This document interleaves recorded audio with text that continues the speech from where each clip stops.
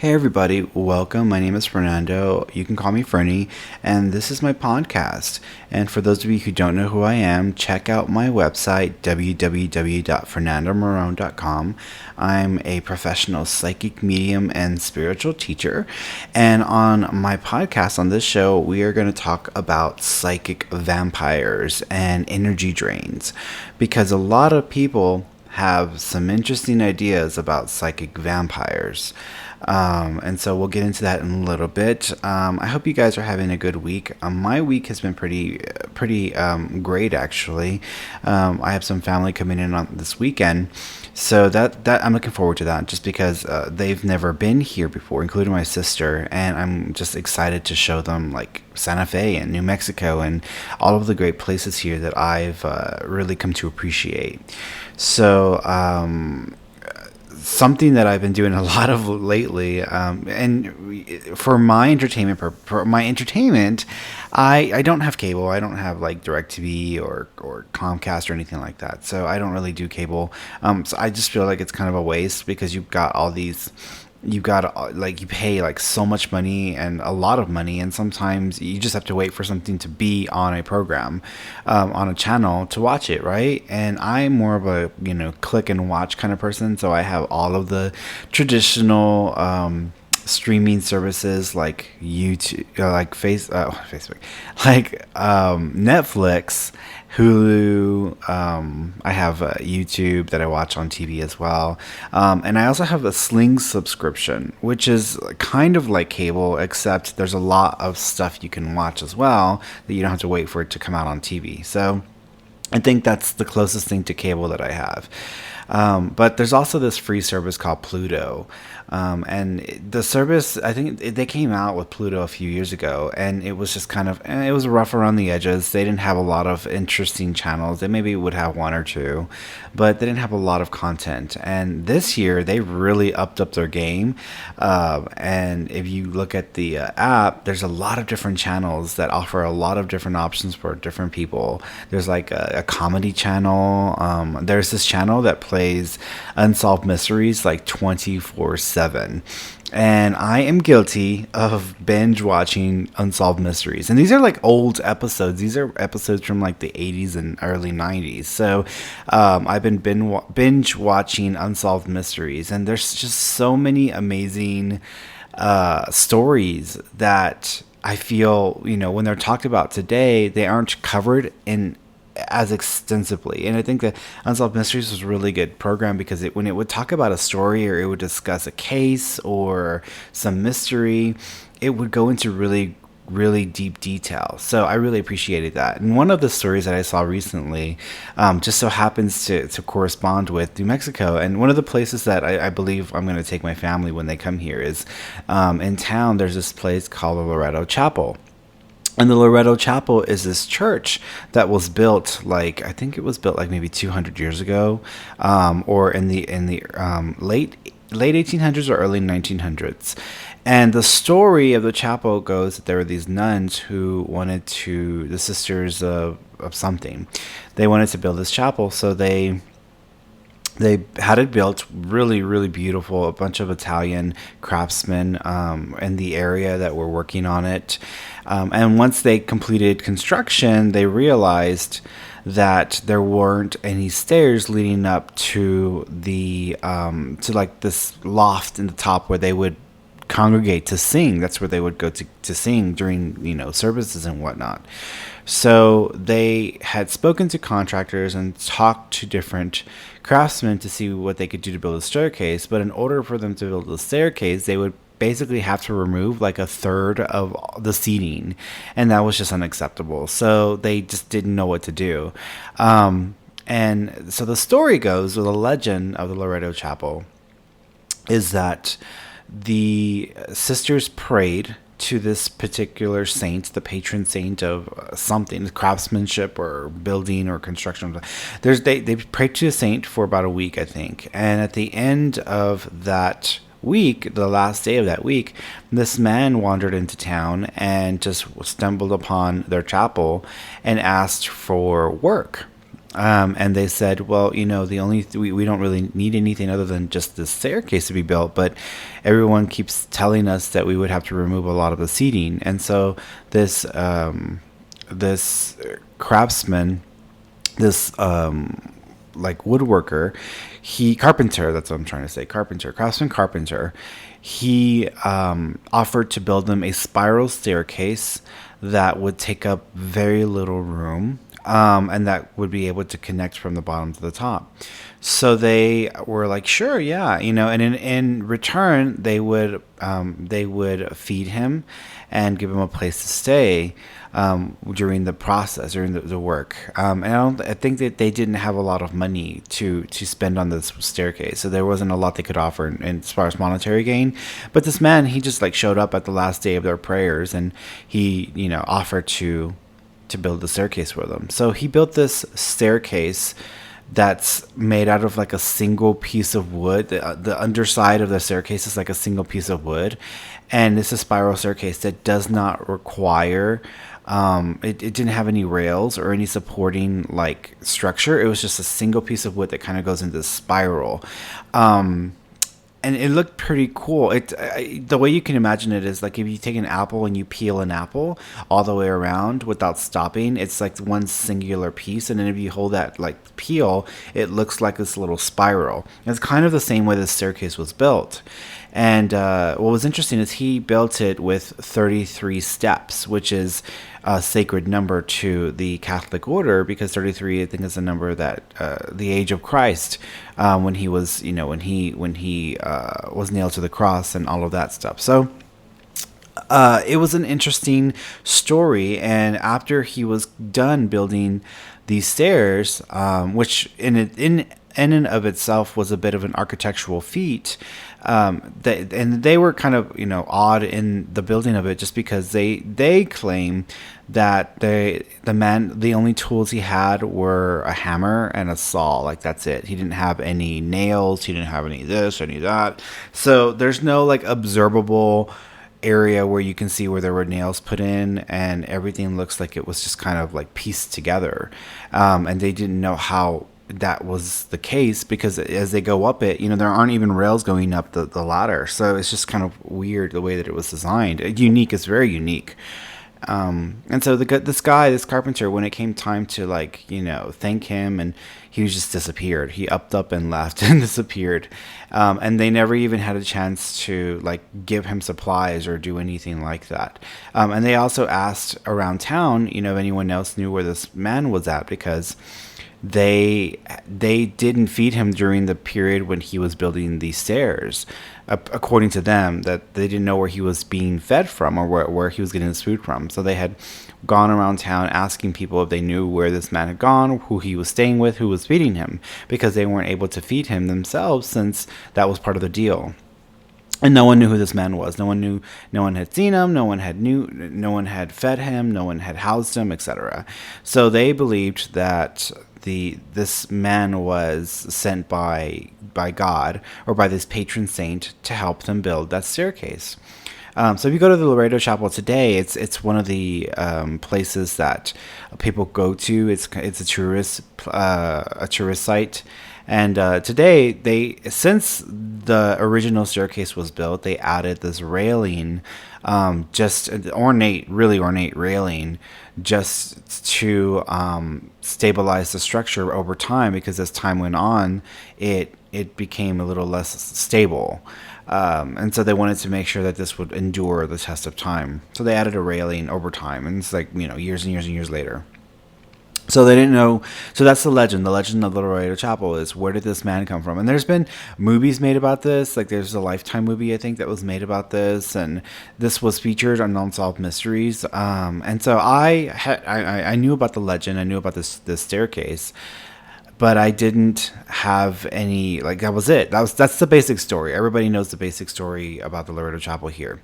Well, Unsolved Mysteries, and I was watching the episode, Ed and I were watching it, and they were talking about how there was this man from Italy who had written his family back around the same time. The letters are dated the same. He had written his family that he had built a staircase for a church for some nuns, and and he had kind of gone into detail, and so he even sent back pictures, sketches of him designing and what it would look like at the end of it, which is a matchup to the Loretto Chapel.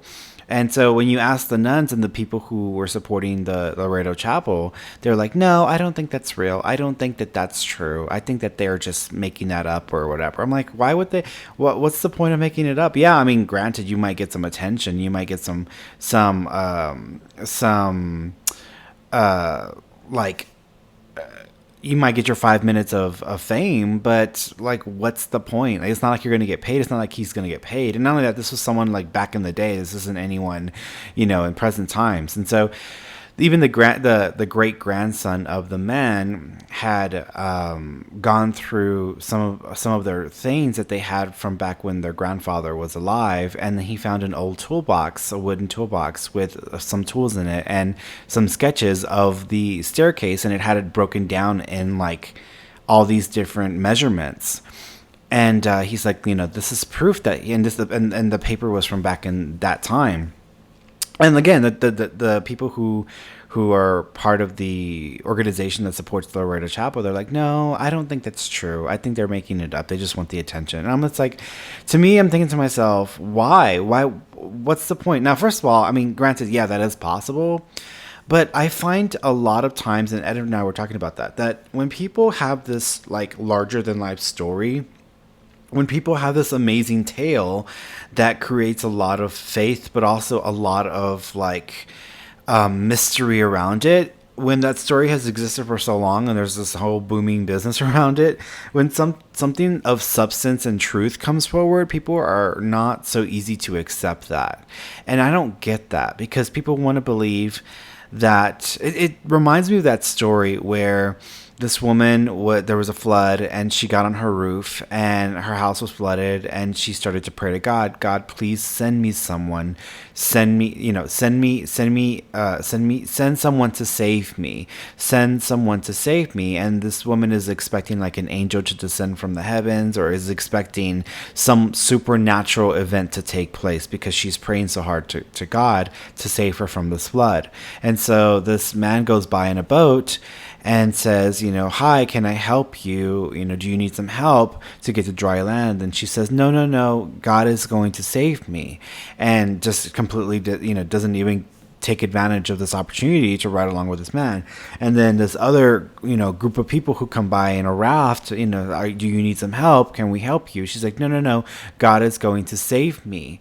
And then, like, I think after the third time, she starts to cry and weep and ask God why God hasn't saved her, why God hasn't helped her in this state. And for me, that's the same idea. Like, people expect sometimes this really supernatural experience, supernatural event to take place, and sometimes, and many times, it doesn't have to be something that's very supernatural. It can be something very down to earth, very acceptable to the average person. So for me, these people were praying, these nuns were praying, and they were asking for some help from the universe, from God. And this man just happens to show up right at the time when they needed that help. And he knew exactly what needed to be done. And he was able to help them. He was able to do that. And so for me, I'm like, why would that not be an act of God? Why would that not be the universe, law of attraction, bringing about the circumstances, the events that would help support them in their cause and to answer their prayers? I don't understand that. There are many times in my life where I have prayed or I have asked for guidance, for support, for something, and something will come about. Something is provided me to give me relief or support or guidance. And it's very natural, it's very normal, but the way that it's all come about is very synchronous. And there's a lot of universal forces that obviously had to come together just to help with the situation. And I don't understand why people think that everything has to be supernatural. It doesn't have to be supernatural. It can be something that happens every day at just the right time that comes along when you need it. And so there are times back in Starbucks, and this would never fail. Back at Starbucks, when I used to be a store manager, sometimes when I had a shift supervisor or barista who was no longer going to be working for me, they'd give me their 2 weeks because they were going to either get another job or they were moving away or whatever. And I would say, okay, and so I'm like, great, now I need somebody who works mornings, and everybody, nobody else has that availability. I really need somebody who works that spot. And so I would start looking through all the applications. And granted, for me, I'd be lazy. I didn't want to have to go through the process of interviewing and asking questions and trying to sort through the best options. I didn't want to have to do all of that just because it's a lot of work. And I just barely had enough time in my day to keep up with all of my responsibilities on the floor, because as store managers, we had to work a majority of our time on the floor. I only had like 8 hours a week, if that, to do administrative work, and that even wasn't enough time to do that. So for me, just doing that extra stuff, there wasn't enough time in the day. And I also just would rather support the partners on the floor and help them with their responsibilities every day, with the everyday stuff, not necessarily be sitting down talking to people and wasting my time on people who may not even be the right choice.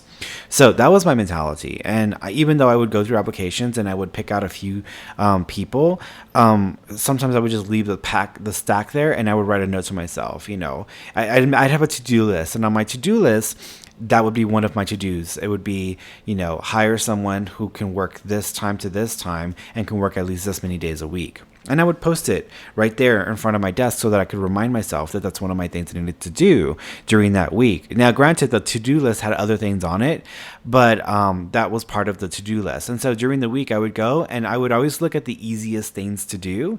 And then I would start knocking out the easy stuff, because I knew there was other things that were more challenging or harder. And I'm like, I'll get to it. And I would always tell myself, I'll get to it. But I'll just do the easy things first. And so I would start knocking out all the easy things during the week that I needed to do.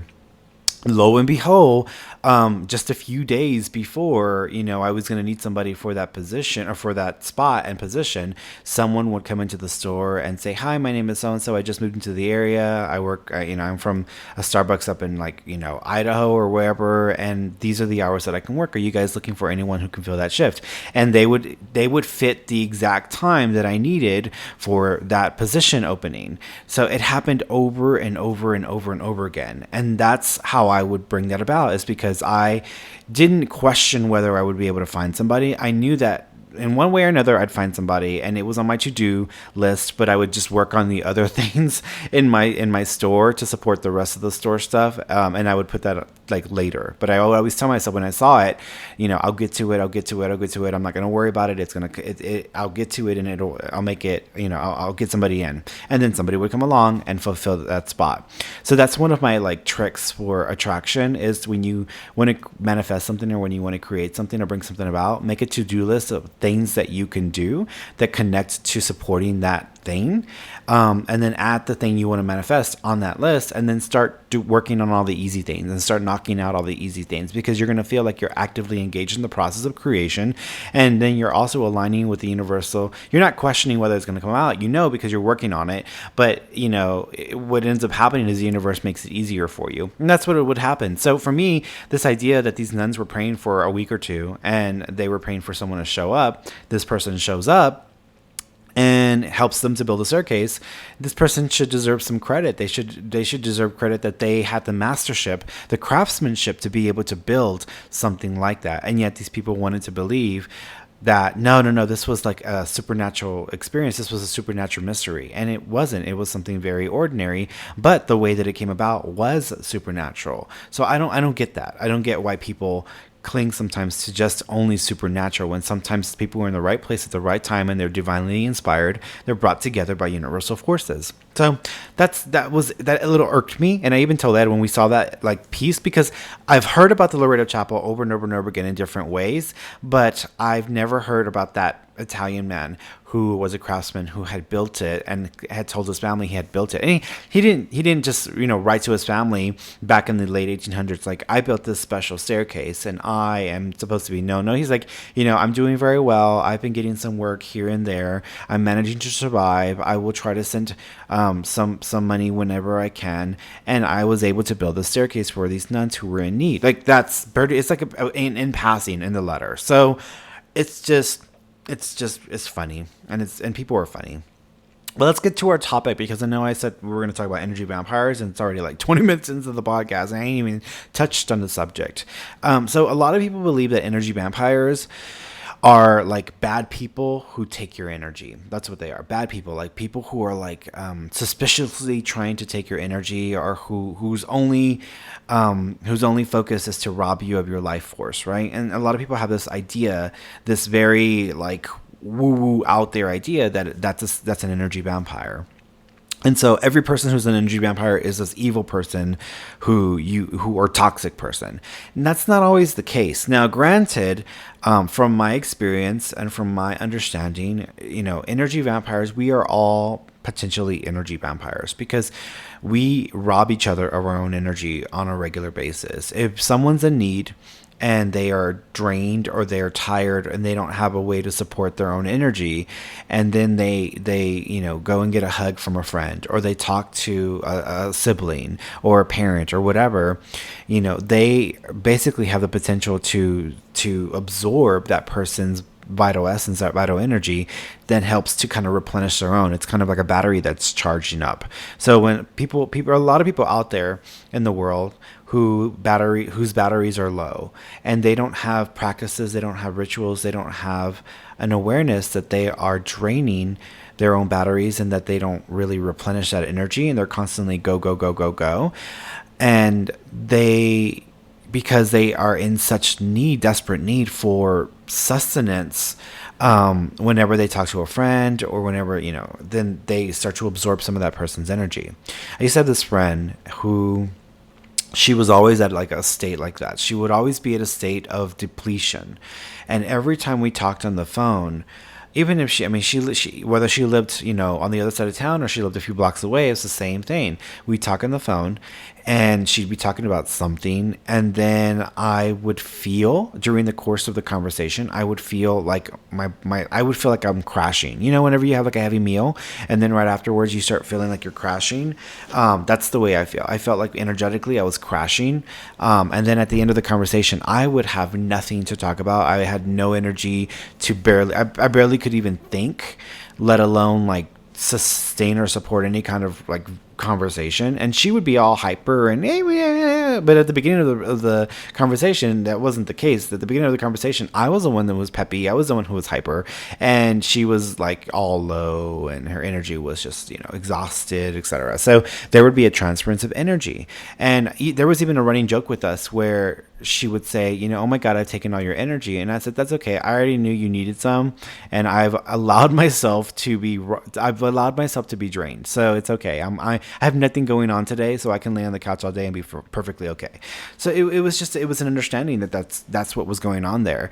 And there are times when I'm talking to clients, not all my clients, but some of my clients, who they don't have practices, they don't have a sense that they're doing it, but they are essentially, as soon as I get on the phone with them, I begin to feel this energy drain. And even though I'm trying to psychically sense for them, it becomes increasingly harder, because not only do I barely have enough energy to communicate or to support the conversation, but I also feel this massive drop in my energy, my battery, and psychically that starts to be affected as well. So whenever that starts to happen, I begin to imagine or to visualize like a bubble of light around me, and a shield or a mirror kind of reflecting their energy back to them, because I can only do that so much. I'm going to have a day's worth of clients, and if my first client does that, then I have to get my energy back up to par before my next appointment.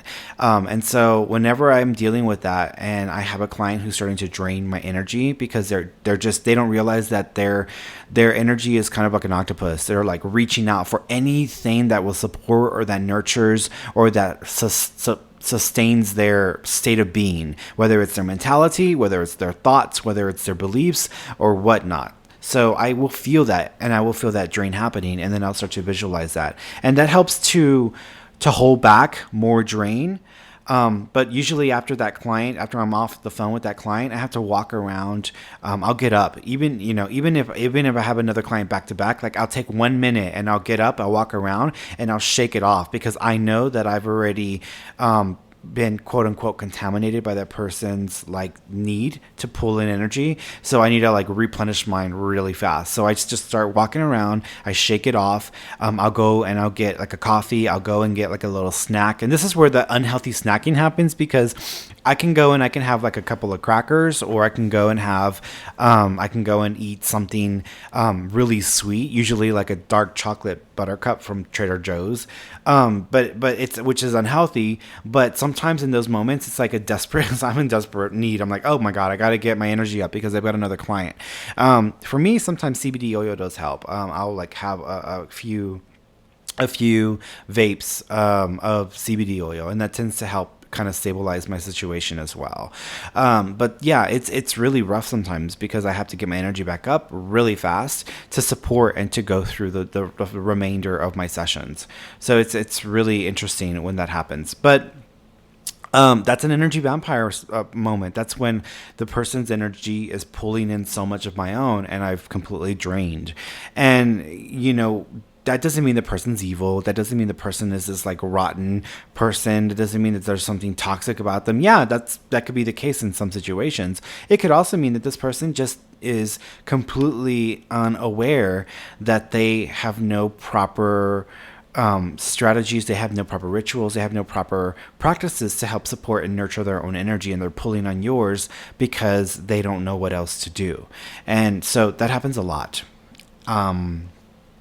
So when you encounter people like that, if you have friends, etc., and this is why I'm so picky with my friends, because if I meet someone and they have a tendency of being that way, within like the first few times I've met them or spent time around them, then I don't really want to have to deal with them on a regular basis, because I am not really about having that drain happen on a regular basis. I mean, it's just, I think in my lifetime I've given enough to others, and there's boundaries there. And so for me to allow myself to be drained by someone, unless it's in a session, which I know it's going to happen, I don't really need to have that happen with friends or family. So anyone in my life who I feel is a drain, I've pretty much just removed myself from those relationships. I would put some distance between me and them, and not made myself so easily accessible, which my mother being one of them, because my mother was one of those people, except while she was here. While she was here visiting for the week, she was the exact opposite of an energy drain. She was actually in a really good place energetically. So I think that has more to do with the environment and the energy that I support in our home, and the activities that we do that are very nurturing for us.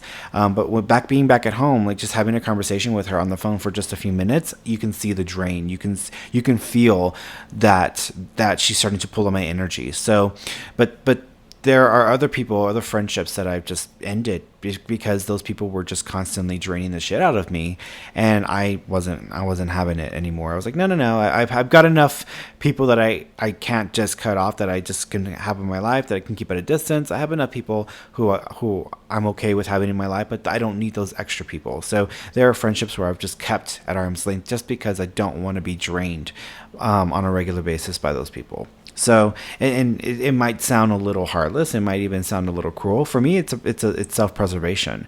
If you are on a raft, and your raft can only hold so many people, and you've got people trying to get in, and in the process of them trying to get into your raft, it's causing your raft to take on water, and it's even harder for you to support or sustain yourself, then you've just got to let those people go. This is the reality of the situation. I don't know how some of these people who have like hundreds of friends keep up with all of those friendships, especially knowing that some people are just drains, because I would die. I mean, that's a lot. That's a lot of energy and effort you have to put into those relationships. But that's an energy vampire, and we all have the capacity to be energy vampires. I know in my experiences, I've sometimes been energy vampires for friends, where when I've gone through really rough periods, or I'm going through a period where I'm not able to support or sustain my own energy, like with that friend, I would speak to them and she would be completely drained, and I would be pepped up again. I know that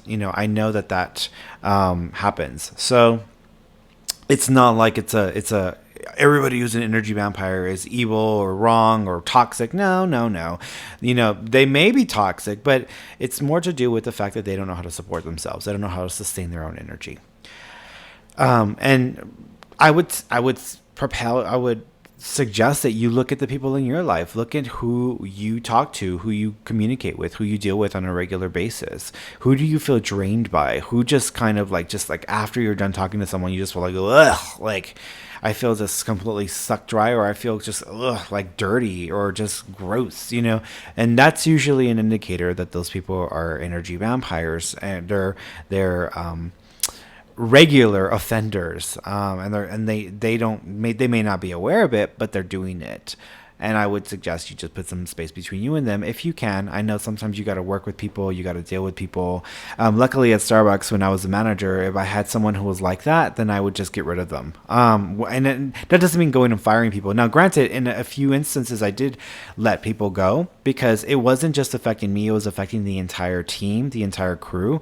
Everybody was coming back with the same feedback. And so I'm like, okay, this person is not healthy for us as a team, and this person has issues, and we can't really have this person coming in and contaminating our store's energy like this. So you know what, I'm gonna have to either find cause to let them go. And you always find cause. You just don't fire somebody. You have to have offenses. And typically with those people, you wouldn't have to wait that long, because they usually had offenses that would come up shortly thereafter. And you give me 3 offenses, and then after that, okay, I've tried working with you. I've tried to help you to shift some of the behaviors that are causing issues. You're not doing anything to improve the situation, so I'm going to let you go. And I've done that a few times.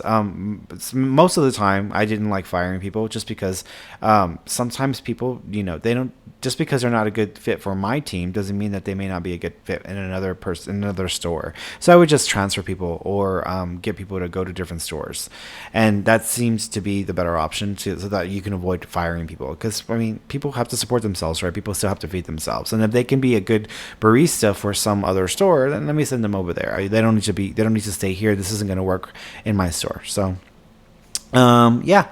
But that is an energy vampire. So if you guys ever encounter those kinds of situations, the first thing that I would suggest is just remove yourselves from the scenario. If you cannot, begin to surround yourself in a bubble of white light, and then surround yourself with a shield. And what I mean by shield is like the Roman soldiers, they have those shields that they would use when they would go into combat. You can put one between you and that person, facing them.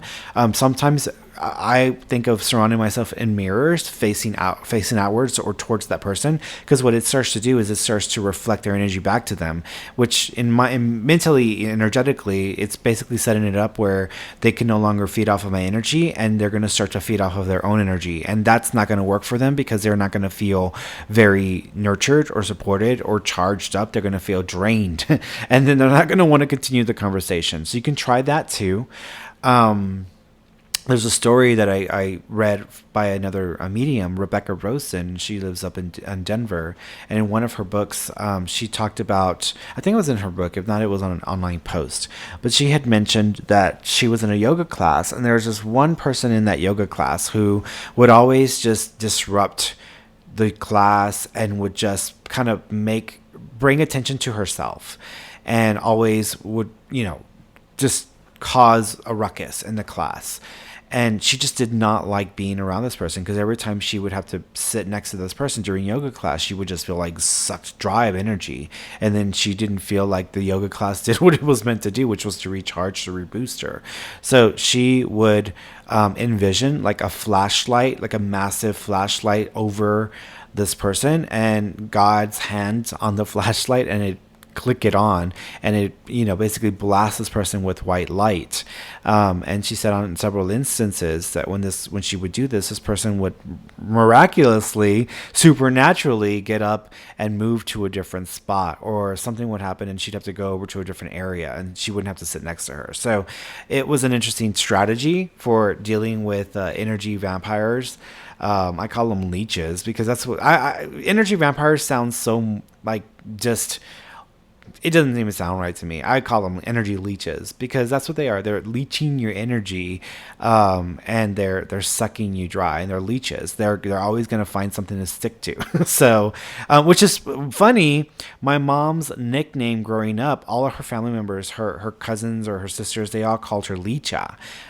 They always called my mom Leecha when she was growing up because she would always like stick to them, or she'd always be like, trying to like tag along or whatever. And maybe it was just a nickname because she would tag along and she was so young and they were much older.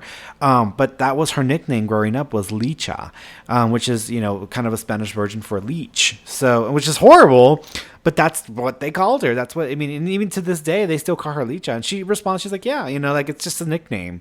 So that's the situation. But well, guys, I hope you are having an amazing day. I hope you're gonna have an amazing rest of the week as well. I know when my family's coming up here, there's a hurricane that's a brewing in the Gulf of Mexico. I think, what is it called? It's called Brody or Bobby or Benny, or it's a B. I know it's a B. Barry. It's called Barry. And every time that there's a trip coming up to Santa Fe, or they're in, especially to the special house that they're going to be staying at, Casa Jupiter. But every time they come up here, or there's a trip coming into Santa Fe, there's some sort of hurricane brewing up in the Gulf. It's becoming a ritual now, so it's kind of funny. But I hope you guys, for those of you who are in Houston, I hope you're safe. I hope that you stay safe, especially if it starts to flood down there. But I love you all, and take care of yourselves, and we'll talk next week. Okay? Bye-bye.